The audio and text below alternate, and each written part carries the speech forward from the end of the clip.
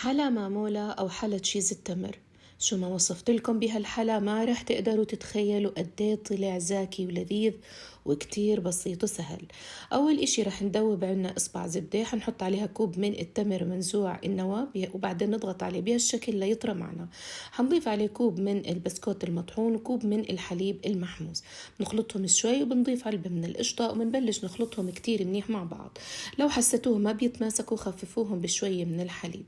حنحطهم عنا كطبقة أولى ونضغط عليها بهالشكل ونحطها على جنب. الطبقة الثانية رح نحتاج علبة قشطة، 9 حبات من مكعبات الجبن، وربع علبة من الحليب المكثف المحلى.